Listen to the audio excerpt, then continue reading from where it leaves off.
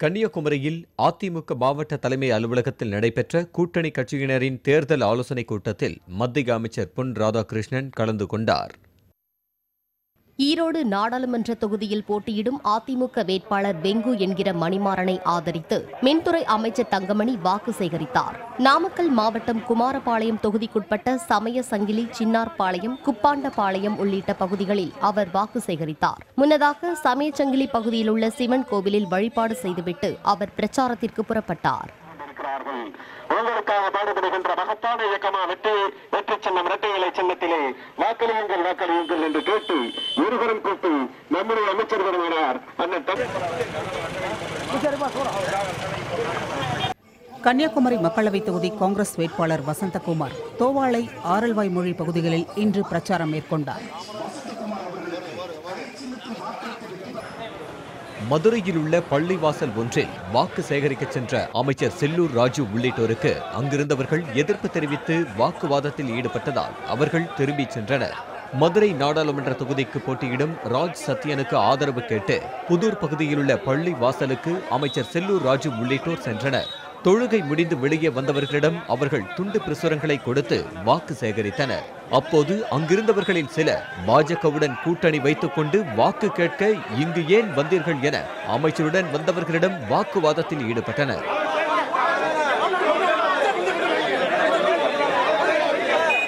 இதனையடுத்து தம்முடன் வந்தவர்களை சமாதானம் செய்து அமைச்சர் செல்லூர் ராஜு அழைத்துச் சென்றார். நீலகிரி மாவட்டம் குன்னூரில் அதிமுக நாடாளுமன்ற வேட்பாளர் தியாகராஜனை அமைச்சர் SP வேலுமணி அறிமுகப்படுத்தினார்.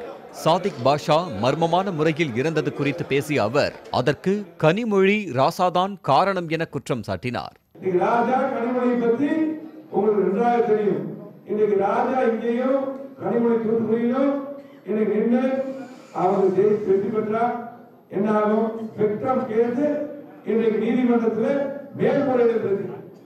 மேல்முறைக்கு இங்க வந்து எங்க போவாங்க, போவாங்க. தேனியில் பிரச்சாரம் மேற்கொள்ளும் காங்கிரஸ் கட்சி வேட்பாளர் EVKS இளங்கோவன் வாக்குக்கு பணம் கொடுக்கும் கட்சியினரிடம் மக்கள் பணத்தை வாங்கிக் கொண்டு அவர்களுக்கு ஓட்டு போடாமல் நாமம்தான் போட வேண்டும் என்று கூறினார். கண்டிப்பாக பணம் கொடுப்பவர்களுக்கு பணத்தை வாங்கிக் கொண்டு நாமம் போடுங்கள், அவர்களுக்கு வாக்களித்தார்கள். சென்னை திருவொற்றியூரில் நடைபெற்ற வடசென்னை மக்களவைத் தொகுதி தேமுதிக வேட்பாளர் அழகாபுரம் மோகன்ராஜ் அறிமுக கூட்டத்தில் மீன்வளத்துறை அமைச்சர் ஜெயக்குமார் கலந்து கொண்டார். கடந்த முறை வடசென்னை வேட்பாளர் வெங்கடேஷ் பாபு ஜெயிப்பார் என்று தான் கூறியது நடந்தது என்றும் இந்த முறையும் தான் கூறுவது நடைபெறும் எனவும் ஜெயக்குமார் குறிப்பிட்டார். மேலும் எம்ஜிஆர் நடித்த திரைப்பட பாடலை பாடியும் வசனங்களை பேசியும் அசத்தினார். அன்னைக்கு சொன்ன நாடாளுமன்ற தேர்தல் வரும்போது 2014 இதே இடத்துல நின்று பேசின 50,000 ஓட்டு வாக்கு வித்தியாசத்தில் நம்முடைய தொகுதியில் மட்டும் TG வெங்கடேஷ் பாபு அவர்கள் வெற்றி பெறுவார்கள். 303 பூத்துகள், 18 வட்டங்கள், 2,94,000 வாக்குகள்.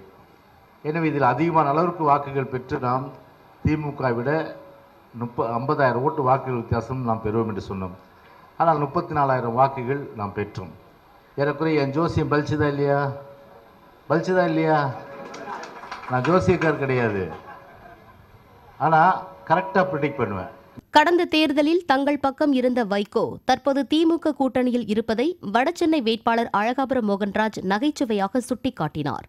கூட்டத்திற்கு பிறகு செய்தியாளர்களிடம் பேசிய அமைச்சர் ஜெயக்குமார் டிடிவி தினகரனுக்கு ஒதுக்கப்பட்ட பரிசு பெட்டி சின்னம் காலியாகத்தான் இருக்கும் என்றார். தேமுதிகவையும் தங்களையும் எந்த சூழ்ச்சியாலும் பிரிக்க முடியாது என்று அழகாபுரம் மோகன்ராஜுடன் கைகோர்த்தபடி ஜெயக்குமார் தெரிவித்தார்.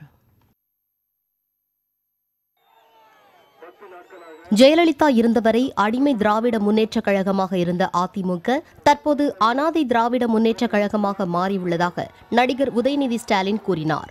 திருவண்ணாமலை நாடாளுமன்ற தொகுதி வேட்பாளர் அண்ணாதுரையை ஆதரித்து திருவண்ணாமலை, கலசப்பாக்கம், நாயுடுமங்கலம் உள்ளிட்ட பல்வேறு இடங்களில் பிரச்சாரம் மேற்கொண்ட அவர் இவ்வாறு கூறினார்.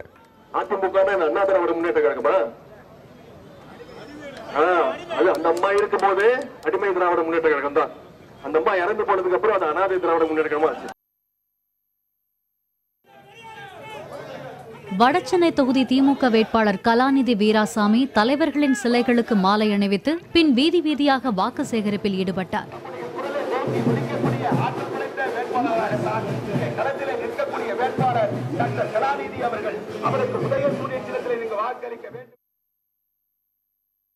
திண்டுக்கல் நாடாளுமன்ற தொகுதியில் அதிமுக தலைமையிலான கூட்டணியில் போட்டியிடும் பாமக வேட்பாளர் ஜோதிமுத்துவுக்கு ஆதரவாக அமைச்சர் திண்டுக்கல் சீனிவாசனும் பாமக நிறுவனர் ராமதாசும் பிரச்சாரம் மேற்கொண்டனர்.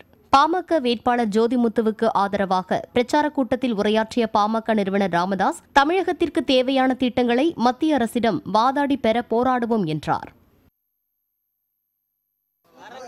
திண்டுக்கல் தொகுதி நாம் தமிழர் கட்சி வேட்பாளர் மன்சூர் அலிகான் நிலக்கோட்டை பூச்சந்தையில் வியாபாரிகளிடம் வாக்கு சேகரித்தார்.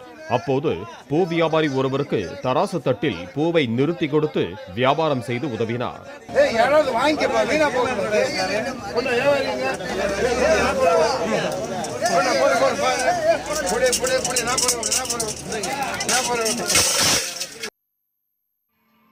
சிவகங்கையில் பேருந்து நிலையம் அருகில் திமுக கூட்டணி பொதுக்கூட்டத்திற்காக சாலையை மறித்து போடப்பட்ட நாற்காலிகளால் அவசரமாக நோயாளியை ஏற்றி வந்த ஆம்புலன்ஸ் வாகனம் ஒன்று விரைந்து மருத்துவமனைக்கு செல்வதற்கு கடும் சிரமம் ஏற்பட்டது.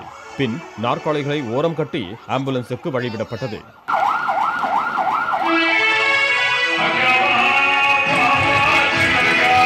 சாலையின் இருபுறங்களிலும் சேர்களை கொண்டு அடைத்ததால் வாகன ஓட்டிகளை மாற்றுப்பாதையில் போலீசார் திருப்பிவிட்டனர். விழுப்புரத்தில் அரசியல் கட்சி ஒன்றின் பிரச்சாரத்திற்காக விதிகளை மீறி சரக்கு ஆட்டோக்களில் ஏற்றி வரப்பட்டவர்கள் தங்களுக்கு பேசியபடி பணத்தை கொடுக்கவில்லை என கூறி வாக்குவாதத்தில் ஈடுபட்டனர்.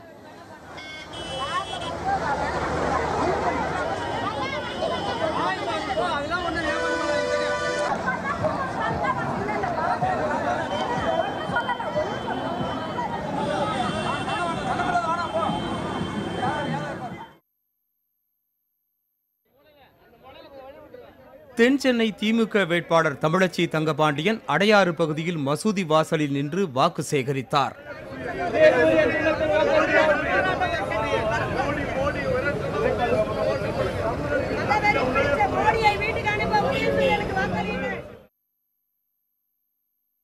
சிவகங்கையில் அரசியல் கட்சி ஒன்றின் பிரச்சாரத்துக்காக அழைத்து வரப்பட்ட முதியவர்களும் குழந்தைகளும் வெயிலின் கொடுமையால் கடும் அவதியுற்றனர். கூட்டணி கட்சிகளின் அதை முழுமையாக ரத்து செய்வோம். குழந்தைகள் ஒருபுறம் கதறத் தொடங்க முதியவர்கள் கொட்டும் வியர்வையுடன் தலையில் துணியை போட்டுக்கொண்டு கொளுத்தும் வெயிலில் எப்போது பிரச்சாரம் முடியும் என காத்திருந்தனர். ஒரு சில முதியவர்கள் மேடைக்கு அடியில் கிடைத்த சிறு நிழல் பகுதியில் தஞ்சம் புகும் சூழலுக்கு தள்ளப்பட்டனர். திருமொழி அவர்களே, திராவிடர் கழகத்தினுடைய பொல்லாத ஆட்சி, அதற்கு ரொம்ப அழகா திருக்குறள் மாதிரி. முன்னதாக இதே தேர்தல் பிரச்சாரத்துக்காக போலீசார் துணையுடன் சாலையை மறித்து போடப்பட்ட நாற்காலிகளால் அவசரமாக நோயாளியை ஏற்றிச் சென்ற ஆம்புலன்ஸும் அவதியடைந்தது குறிப்பிடத்தக்கது.